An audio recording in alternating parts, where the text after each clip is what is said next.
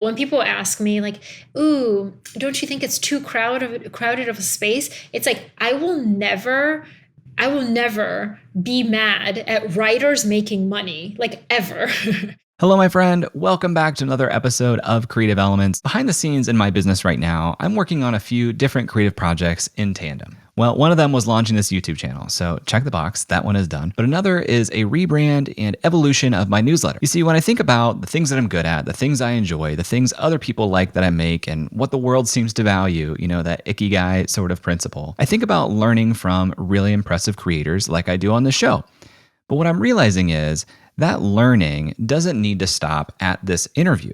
I could actually do more research. I could go deeper on these creators' stories. I could construct a more full-fledged thing for people to learn from, maybe even a profile of different creators. And as I was thinking about doing creator profiles, my mind automatically went to, well, I would love to learn from somebody and talk to somebody on the show who's really good at doing profiles. So that brings us to today's guest, Polina Marinova Pompliano. Since 2017, Polina has been writing The Profile, which profiles the most successful and interesting people in business, entertainment, technology, sports, and more.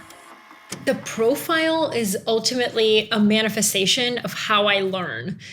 Even if I wasn't doing this as a paid newsletter, even if this wasn't my job, I would still read profiles and learn about people because that is how I learn. As you just heard, The Profile is a paid newsletter. Before she was writing The Profile, Polina wrote for Fortune, CNN, USA Today, and more. She has 130,000 followers on Twitter, and she says last year, in the pursuit of writing great profiles, she read more than 1.8 million words online. That's the equivalent of 25 books. Profiles are a rare breed of writing, and Polina is really good at it. She's profiled Sara Blakely, Elon Musk, Dolly Parton, Dwayne The Rock Johnson, Kris Jenner, and more. She says that profiles help her to better see and understand history. When I was in high school and college, history was always my hardest subject. Anytime there was like history involved, I was like, oh, I gotta memorize, because facts and dates and like these things that I just like can't remember. But what I learned is I do remember it when that little detail about somebody's life is paired with context about what they went through at that period of time, because in that sense, I create like an emotional response to it, which then creates a memory for me. So instead of talking about the French Revolution, if you pick out certain people like Marie Antoinette and talk, like if I read about her life and what she was going through and how she was treated, I would remember the historical event through that person's eyes.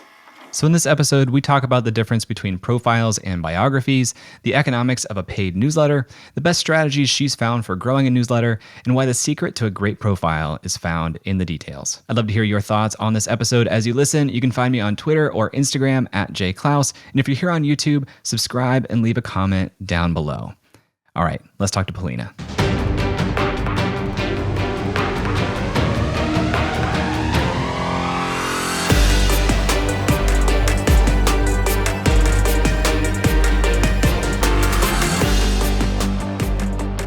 There is this profile writer that I kind of really got into reading profiles through her work. Her name's Katie Weaver. She used to do celebrity profiles for GQ, then moved over to the New York Times. But when she was at GQ, I listened to a podcast that she was on, and they asked her, why do you think people enjoy reading profiles so much? And her answer... I was actually thinking about this the other day, and I read a while ago that the reason we as humans enjoy slow motion is because it gives your brain enough time to really take in all the detail of what's happening, and that's kind of soothing and rewarding to us. And I sort of feel like celebrity profiles do the same thing. It's like you can really dive deep into a person and look at them from a bunch of different angles and form an opinion about them.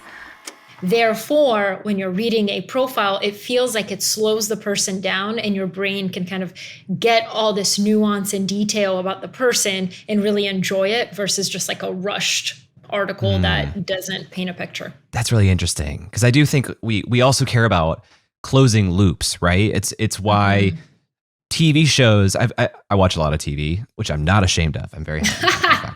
Good for you, But Jay. I see a lot of TV series. They have this method of, or this approach for some episodes where they'll start the episode with like this 30-second scene that has no context yet.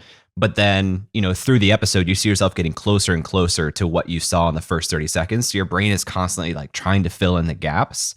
And I think that's true for profiles and biographies too, because we kind of have this sense for who a person is, but we don't know what made them that.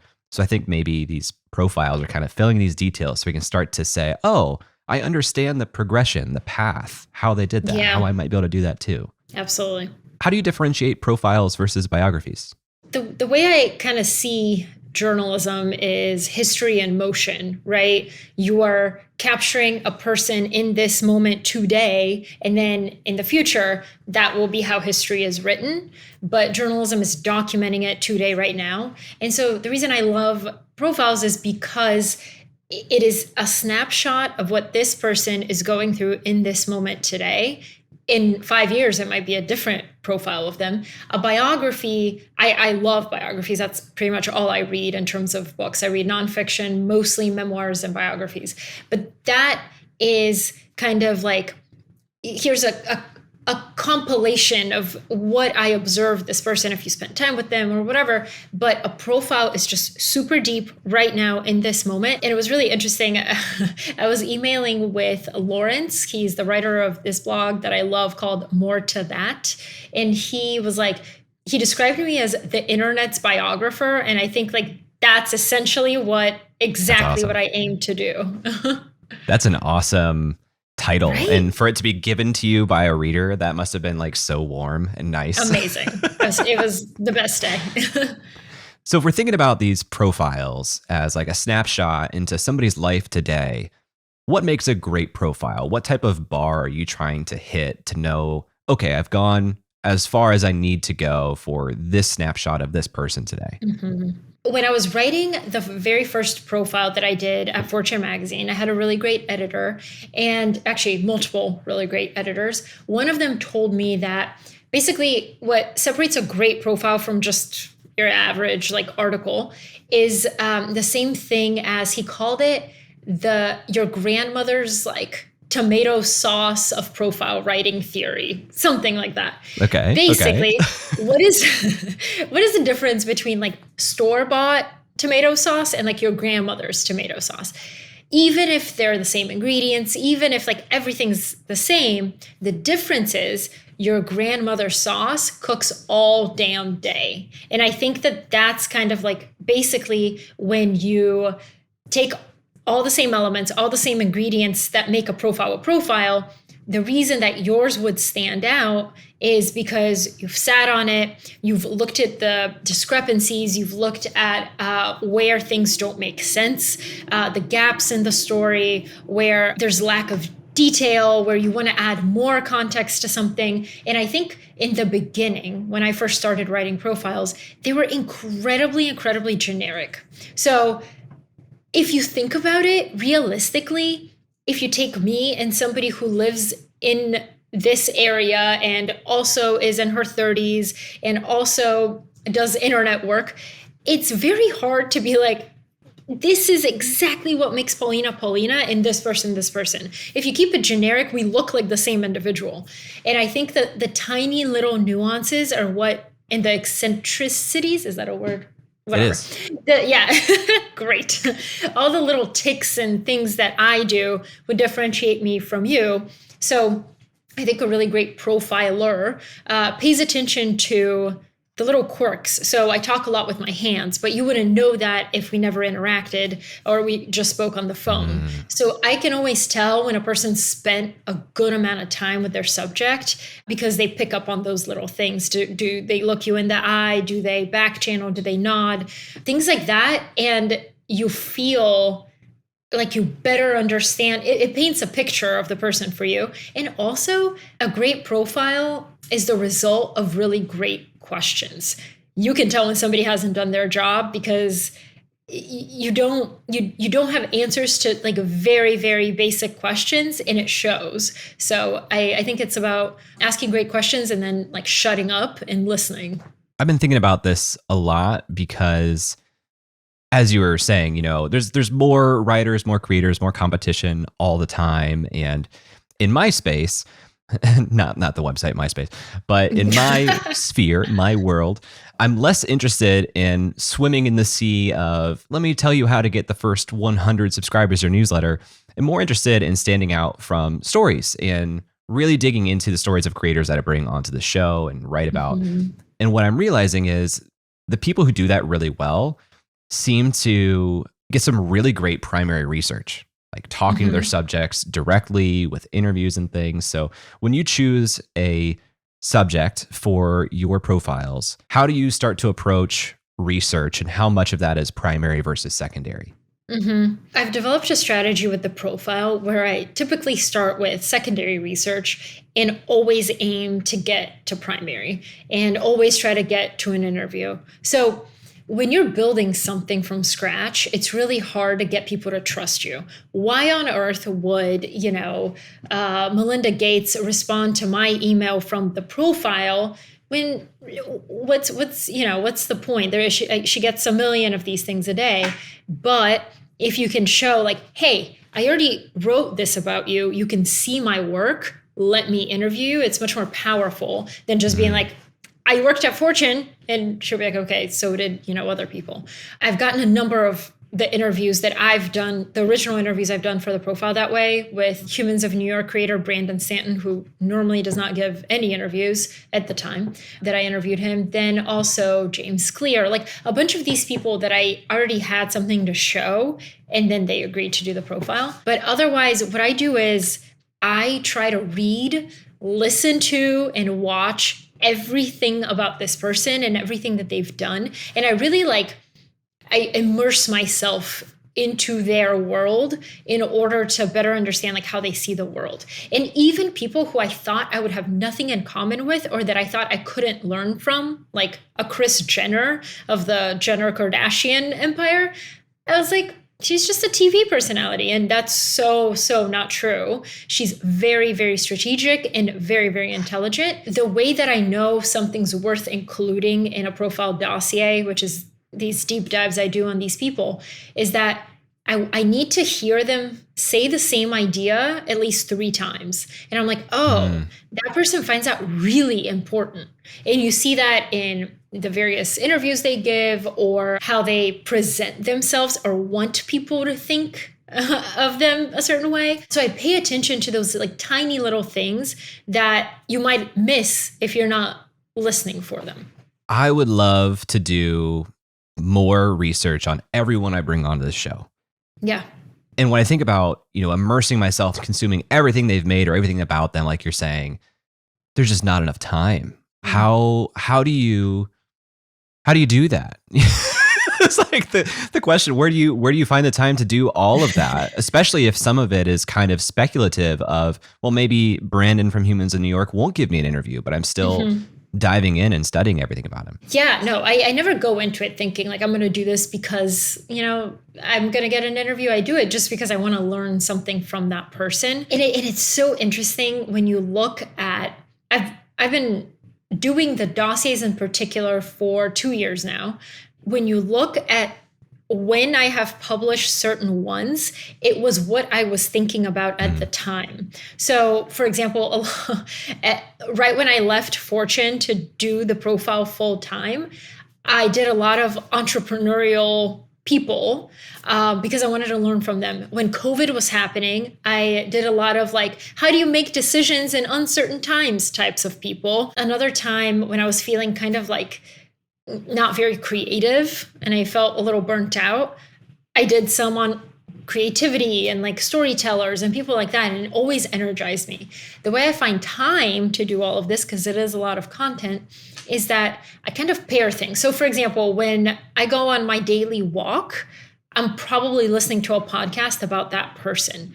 But before I started writing the profile dossier, I created a bank of them. So I always had 8.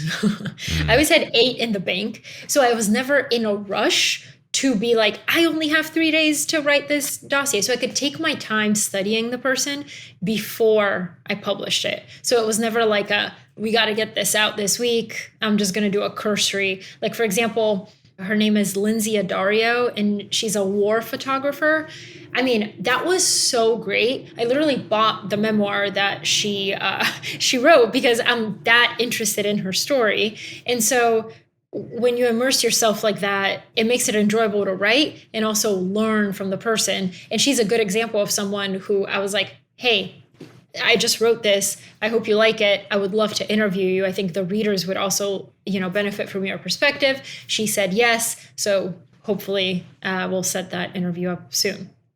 I love this approach because as I've been thinking about doing profiles, I hadn't thought about going down the route. Like, what if she would have said no? Would you have still published something from the secondary research that you did across all these sources? Yeah, all the time. Yeah. It's just like I pull everything that I learned because I think it'll be beneficial to the readers as well. Yeah. So that's a really good reduced risk approach to putting this stuff out, because it's like, well, I'm going to publish something anyway, and I've done the work to do all this research to make it awesome. So it's going to be great, even if it is just secondary research. And now I can show that to the subject and maybe get some primary research on top of that. Do you notice a difference in how readers respond to the profiles that have some primary material versus not? Absolutely. I think that they always appreciate when you've done the extra work to interview the subject, right? For example, Danny Meyer, I published his dossier, just secondary research, and it was forwarded to him by someone that knew him. And he emailed me and then DM'd me on Twitter and said, this was really great. And that's such a huge compliment because, as you know yourself best. When somebody hasn't even talked to you and are able to capture some of the lessons and like the things that you've been through in a great way, then you're way more impressed because you don't even know this person, and B, incentivized to talk to them because you already know that they get it. You know what I mean? Yeah. Here's a fear that I have. Does anyone ever reach out to you to set the record straight and they're upset about something that you included? No, not for the profile, but it does happen. After a quick break, Polina and I talk about the nitty-gritty of running a paid newsletter, advertising, and more. And later, we talk about how she attracts new subscribers. So stick around, and we'll be right back. Hey, thanks for watching Creative Elements. This is a brand new channel here on YouTube, so liking the videos, leaving comments, subscribing to the channel, sharing the show, all that support goes a long, long way right now. It is all seen, it is all appreciated. And even though this is a brand new channel here on YouTube, I've actually been conducting interviews with creators just like this for more than 2 years. There are more than 100 interviews that you can go back and listen to with creators like Seth Godin, James Clear, Cody Sanchez, Tori Dunlap, even YouTubers like Ali Abdaal, Matt Diavella, Roberto Blake, and Marie Poulin. I've actually created some playlists for you to help get you started, to dive into some of the best episodes that we've done to date. Just go to creativeelements.fm/playlists.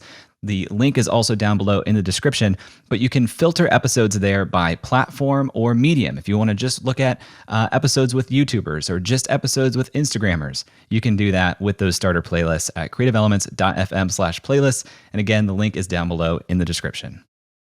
Welcome back to my conversation with Polina Pompliano. Now that we've gotten to know Polina a little bit better, I wanted to dive deeper into the profile because we haven't really talked about paid newsletters all that much on the show. So I started by asking her, what is the difference between what a free subscriber of the profile receives and a paid subscriber? As a free member, you always get the core of what it is, which is 7 to 8 long form profiles that came out that week about really interesting people and companies. So when I started the profile in 2017, that was the premise, and that's still the premise. The only thing I've added is a paid layer, which allows you to get like 2 extra sections in the weekly newsletter. In addition to the long form profiles, you also get several podcasts or video suggestions that I really enjoyed that I've watched or listened to that week. And then also you get a Wednesday edition of the profile dossier that we've been talking about on an individual person that you can learn from. Are you comfortable sharing any of the metrics behind the size of the newsletter overall or number of paid subscribers?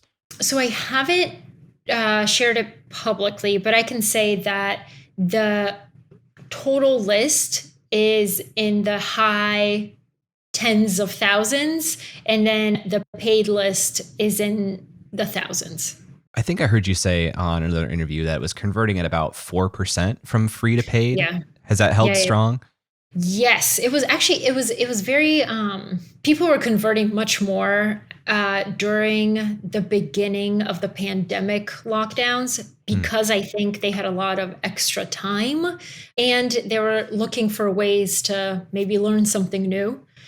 Now it's not as fast of a trajectory, but people are still my primary revenue stream is still paid subscriptions. What I love about the paid newsletter model is that it's just so measurable. Like you can see how many free subscribers, what the conversion rate is to paid, how long they tend to stick around. And it makes it a pretty approachable math problem to think about even acquisition. When you think about your business as a whole, I know you've also explored things like advertising. I think you said you did some licensing deals and freelance writing. What's the whole of the model of the profile today? Is it still mostly paid subscription based? Yes, it's mostly paid subscription. And then the next bucket is probably sponsorships. I'm really selective about the things that I allow to sponsor on the profile, because it has to be something that I myself would vouch for or have used. So for example, I've done things with Morning Brew, I've done things with Business Insider, I've done things with a venture capital firm whose content I really enjoy. So it's always like 1440, a newsletter. It's always things that I have an interest in, but I will decline a lot of things that just don't make sense. I've just started dipping my toes into advertising now, and it feels like kind of a double-edged sword, because one of the things that I love about writing is I can write about what I want, when I want, and then you start selling advertising slots, and now you're accountable to advertisers because they've purchased a slot that week. And if you don't want to write something, well, too bad, you kind of have to. Do you sell out your inventory for advertising, or is it kind of as it comes in, I consider it, and if it's a good fit, I put it in there? Yeah, I've gotten a little more serious about it in the last few months, just because it's just another revenue stream. But I never promise that I will deliver a certain number of impressions or a certain number of signups or whatever the ask may be. I'm just like, hey, like this is my newsletter. This is what you can do. This is what it's going to look like, but I cannot guarantee a certain number of things. So that way I kind of take the pressure off of myself of, oh my gosh, like really got to drive people here this week. I don't do that. It's always in its own island. And there's a separation in my mind because I spent so long at media organizations. It's like church and state, advertising and editorial don't speak. So I'm not going to be, I'm not going to say, I'm not going to write about this because I have a sponsor here. Do you position the sponsor content in front of paid subscribers as well? No. Yeah. Yeah. I don't know how I would approach that, because is that like a selling point to paid subscribers too, to say that is ad free? So I haven't said that, but I just, as a reader of other things, if I'm paying for something, I don't want to see advertising on it. I'm sure they wouldn't have a problem, but that's how I would feel. That's how I feel about Hulu. What is Hulu doing? I'm paying for Hulu. That's hilarious. Yeah. I don't get the same toilet paper ad or Huggies ad. They must really think I have a kid. I get so many Huggies ads on Hulu. So and it's like, funny. Stop this madness. So you've been doing this paid newsletter now since March of 2020. Super interesting time to launch that, by the way. Also the same time I launched this show. For somebody who's thinking about making their newsletter paid or launching a paid newsletter, what have you learned about what it takes to make that model work? What should people be thinking about if they're looking to approach that for their business? The profile, everybody forgets that the profile was free for 3 years before I ever said, I'm going to add a paid layer to this. So I started in February of 2017. And that newsletter, I published every single week for 3 years. And in March of 2020, actually, it was January of 2020 when I started testing the paid layer. So almost exactly 3 years, I said, hey, like, you can support me with this. I'm adding a paid layer. It's additive You're still going to get what you've gotten for the last 3 years, if you want to support me. And what I found is that I always talk about like consistency and how consistency plus time is what equals trust. So if you're consistent over a long period of time, you earn people's trust. And that's the most important thing before any dollar you make, because they know that you're not just going to run off with their money. And I've mentioned this before, but anytime a new newsletter writer asks me like, hey, I'm thinking about starting a newsletter, what should I do? I'm like, don't start it if you're not going to commit. Don't start it if you're not going to commit to being consistent on whatever cadence you choose, whether it's every month, every week, or every day. You might want to start with like a slower cadence. So like once every month instead of starting every day and then failing immediately. Because I know at Fortune, I wrote a newsletter every single morning that had to go out. And on weekends, I published the profile once a day on Sunday. So that means that I was on 2 different cadences, but I didn't miss, right? Because you can't. And I was very serious about that. So when I asked people to back the profile with their dollars, they knew that I was serious and that I was committed, and I knew that I wouldn't miss a week. Because to me, like once people start paying you, it's a whole different level of responsibility that you have to put out a newsletter. Even there is no like, oh, I don't feel like it this week. Like, no, people are paying you for this, and I take that very seriously. Even if you're publishing a free newsletter, it's, and I'm a new subscriber, and then I sign up and you're like, hey, I'm going to take 3 weeks off and go on vacation. Well, now I just signed up and I'm not going to get it for 3 weeks. And then I just like completely forget when you come back. And I'm like, what is this? It's just, you want to create a margin of safety for yourself so that when you do take that vacation, you have some content you can send in order to keep the consistency going. And like you said, Jay, like when you're figuring out how do I make money, it's a math problem. You can look at what your growth rate is, how many people you have on your list, and the time that you need to reach your goal. So when I was leaving Fortune, I backed into it. I was like, to me, success means matching my salary at Fortune. How do I do that given my current trajectory of growth? And I did the math. And so I was like, I think I can do this in 6 months, basically. I ended up doing it faster because suddenly the profile was my only focus. And of course, you're going to make more decisions that help you grow faster, but you just always want to look at it as from a more conservative approach. Like, even if I keep growing at this current or slower rate, how many paying members do I need in order to hit my goal? And then you back into it. When you're thinking about growth in terms of revenue growth for the newsletter, where do you focus? Are you focused on new subscribers? Are you focused on conversion more? What lever do you try to pull? Honestly, to me, the most telling factor of whether people enjoy the content is retention. So now I have 2 years of data to see how many people have renewed. Do they renew on a monthly basis, on a yearly basis? How many drop off? So my retention rate is really, really, really high. And I take great pride in that because it means that people saw that email hey, you can unsubscribe, you're coming up for payment, and they chose to renew. And also what I take into account is I go on Substack and I look at the comments that people give me when they unsubscribe. And it's really, really helpful. And it's actually informed a lot of the decisions that I've made with the profile and changes that I've made, because it's you are leaving because of X. If I hear that more than 3 times, then maybe I should make a change. I know you offer both monthly and annual plans, and even let people add on top of that if they want. What have you learned about how people choose to invest? Are you surprised at the number of annual versus monthly, or did it basically track on your expectations? When I started testing it in January of 2020, I set the price really high, even though people were telling me to not do it that high. So I started for an annual subscription. I was like, it's going to be $100 and then $10 a month.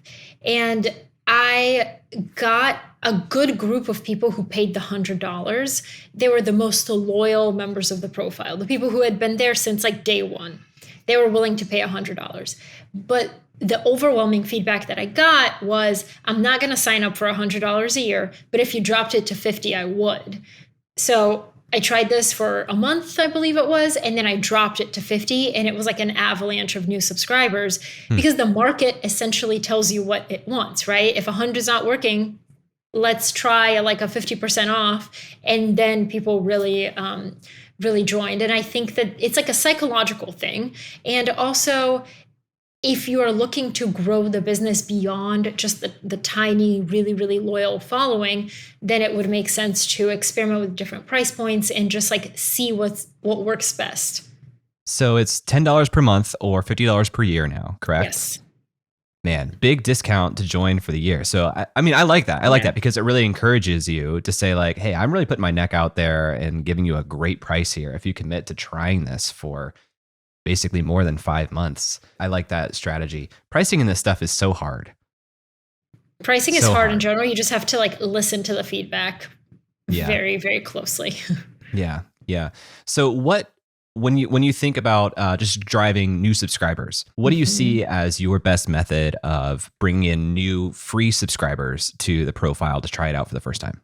The best method that I've found, have had success with, is doing newsletter swaps. So I've done one with The Hustle, 1440, and Morning Brew. And all three, basically what we do is they run a little ad for the profile in their newsletter, and I explain why I enjoyed their newsletters and mine, because we have complementary audiences that maybe haven't overlapped yet. So it's a way to be like, hey, if you enjoy Morning Brew, you're probably going to enjoy the profile, and vice versa. All of them have been really successful. And that's just like a great way to get new eyeballs on your whatever you're working on.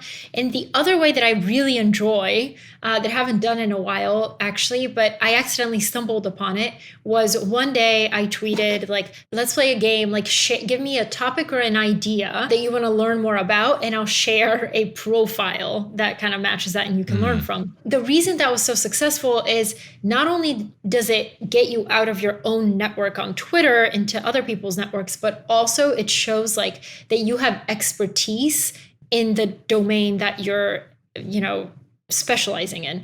So for me, it's like, I've read these thousands of profiles. Like, I'm confident that I can share a really, really great one. And it also proves to people that you actually do this, right? That they can tell if you're bullshitting. So when I did that, people would like say super random things, and I was able to provide a profile for it. And I think somebody said, if this thread went behind a paywall, like I would pay a hefty price to access it. And that's exactly like what you want, how you want people to feel about your content. It's not enough to just be like interesting. You also have to be helpful. And I think I save people time and learning by curating this stuff for them and then providing it to them every week. Let's talk about those cross promos a little bit more. I've done some of these in the past to varying degrees of success. When you do a cross promotion, how much of that newsletter that goes out from the partner or from you needs to be focused on that cross promotion versus their own editorial content? Like, is it a block in that email, or is it almost the entirety of that email? No. It's almost, I've never done the entirety of the email. It's always a block. So for example, I recently wrote about more to that. It's the blog that I really like, but I wrote about it because I genuinely there was a piece that I really enjoyed and I wanted to tell my readers about it. It wasn't anything to do with like, this is going to be the cross promotion, but I'm sure it drove people his way, but I have no problem doing that because I wanted to share his work. For like strictly cross promotions, it's typically a block of text, and it's just enough to introduce the newsletter or the person to your audience. Yeah, because I've seen there are some other writers, like Josh Spector comes to mind, and he's been moving the needle for a lot of people recently. And what he does that's working right now is basically the whole email is very short, but dedicated to whatever he's cross promoting. So there's like nothing else to do if you're going to take any action on that email except do that thing. So I'm sure it would be more effective to be like a full newsletter takeover, but that's also a big ask of these partners or collaborators because they could be selling inventory, they could be building affinity with their audience for their own content and things. Yeah, you have to know that like the type of newsletter, like Morning Brew, 1440 or The Hustle, they would never do that because that's not their format. So I would never even like consider to ask for an entire takeover. But if it is a newsletter that specializes in that's what they do, then absolutely logical ask. When we come back, Polina and I talk more about the conversion of free subscribers to paid subscribers and how she chooses who to profile. Right after this. I'm thrilled to say that this episode is sponsored by Circle. Circle is an all-in-one membership community for creators and brands. It brings together engaging discussions, members, live streams, chats, events, and memberships all in one place, all under your brand. And Circle is what I use to run my own membership community. I love Circle because it has a clean, minimal design, and it's built with creators like you and I in mind. It's so easy to use, people love it, and it's easy for me to manage as a creator myself. I'm having so much fun supporting creators inside my membership, and it's become a huge part of my overall business. You can also easily create immersive live video experiences right inside of your Circle community. Whether it's a 5-person group coaching call, a 50-person online class, or a 500-person broadcast with Q&A, Circle has you covered. If you're interested in testing out Circle for your own community, you can start your 14-day free trial by going to creativeelements.fm/circle. That's creativeelements.fm/circle, or visit the link down below in the description. Hey, welcome back. I wanted to keep exploring the numbers and data behind this business. So I asked Polina how long it typically takes for a free subscriber to convert into a paid subscriber. It's very rare that a person signs up for the profile and immediately becomes a paid member. Usually they need a little bit of, they want to see your work and they want to be able to be like, oh, this is high quality, like I want more. And so when you sign up, I send an email automatically that says like, hey, here's what a premium subscription would get you. And another element of it is we have a Telegram channel where the premium members go, and then sometimes I'll invite like a speaker and they'll do an AMA for an hour, and that's been really interesting. I do that. I also every once in a while I'll send an email. It's almost kind of like a quarterly update. Like, here's what I've been up to. Here's what we've published. Here's what I have coming up. If you want to join, you can do so here. And I do the math, and I'm like, a subscription comes out to less than 50 cents a day or something like that, where it's like, it becomes a no-brainer if you really, really value high quality content. And I've talked about this idea of improving your content diet, where, we're also health conscious in terms of what we put into our body food-wise. Why don't we do that with our brains, basically? What are you feeding your brain and what are you ingesting on a daily basis in terms of content that is making you smarter or more thoughtful or more caring or whatever you want to become? It's completely informed by your content diet. So it sounds like fairly passive in terms of trying to upsell people to the paid subscription, other than kind of a concerted effort every quarter or so. And also in the free newsletter, I actually have the multimedia section, the audio and the video sections. And then I say, like, if you want to check these out, you can become a premium member. Do you have any data? This is really hard to do, this type of cohorting, so You might not. Any idea how long a typical paid member needs to be on the list before they become a paid member? I did this a while ago, a long time ago, and I think it was a mix of like quantitative data from Google Analytics and also like the survey data. And I think it was like 3 weeks at that time. Oh, wow. That seems really short. For a lot of them, yeah. That's awesome. I wanted to ask this earlier, and this might be a little bit in the weeds because we interview people, but I'm going to go for it anyway. Okay. What I've noticed with this podcast, people who have more name recognition, because their name is one of the largest parts of the title of the episode, those inevitably get more plays and more shares because it's more it's easier, I think, for people to think, oh, I'm going to click play or allot time to that this week because I've heard of that person and I want to dig into it. I really love interviewing people who have less name recognition because I actually think we have more to learn from them. But it's this kind of catch-22 of people want to hear from people they've heard it from before or heard of before. How do you think about that and the people that you profile? Because the guy you just mentioned in the restaurant industry, Danny Meyer. Yeah. Danny Meyer. I don't know him by name, so I might not click on that even if I would get something out of that. So how do you think about that when you deliver your profiles or your dossiers?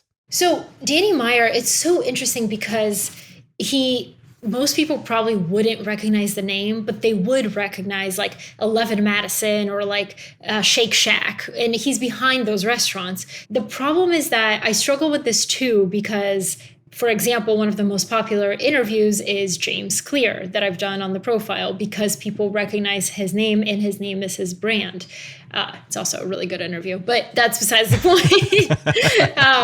But I do think, Jay, that like we almost have a responsibility as creators to share those stories and make people care. You know what I mean? Like, totally. I think it's such an easy thing to be like, Humans of New York, abandoned Stanton. But like, somebody like Lindsay Addario, for example, she has such an incredible story as a war journalist. She's literally like changed lives through her work. And it's making the stories interesting and compelling and sharing them across like various channels that we have or various networks so that they get in front of more eyeballs. And I think that that's why I love doing the profile. It's the more like underrated, untold stories that need to be told. I know. And people who have been following you for a while, they'll trust you naturally to say, okay, I don't know why you're talking about this Lindsay person, but I'll go there. Right. I'll meet you there. I'll trust you.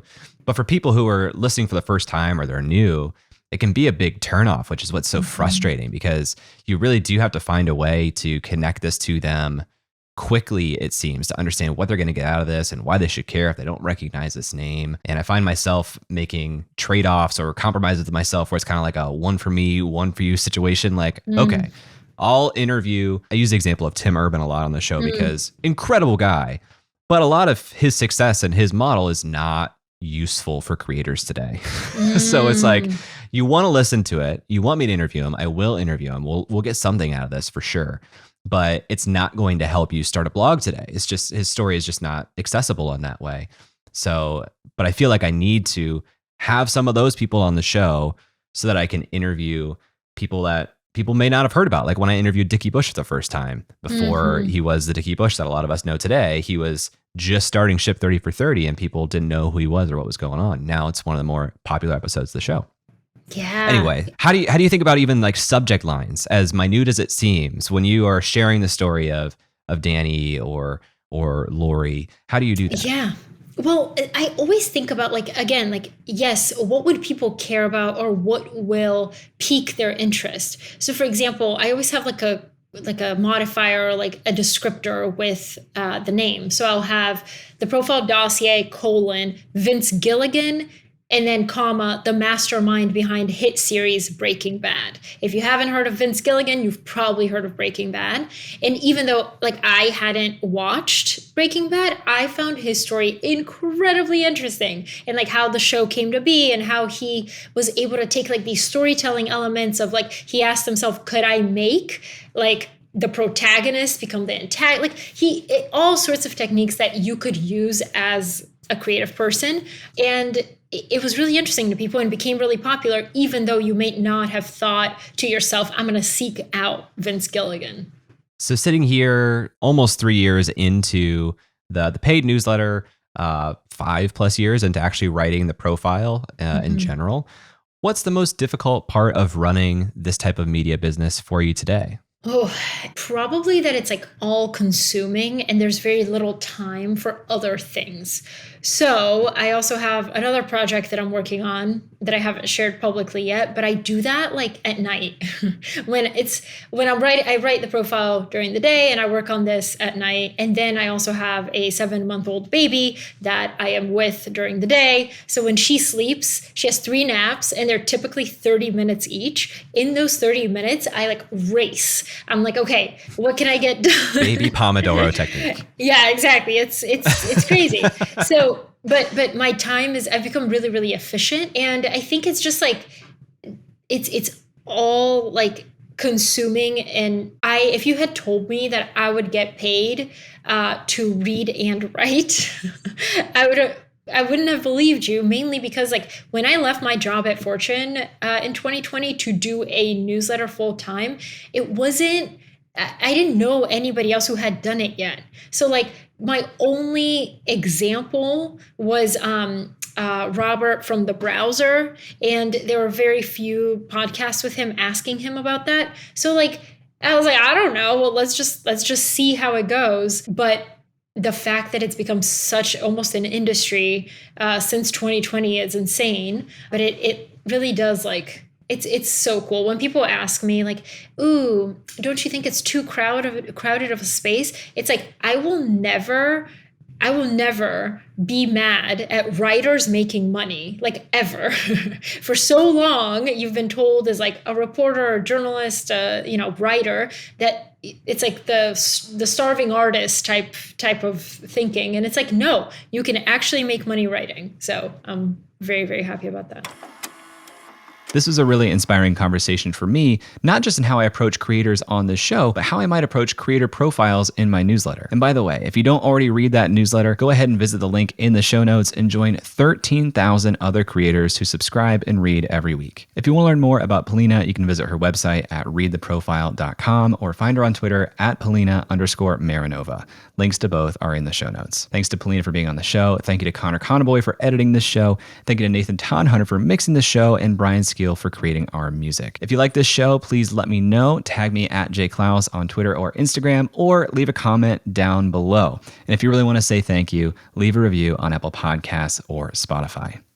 Thanks for listening, and I'll talk to you next week.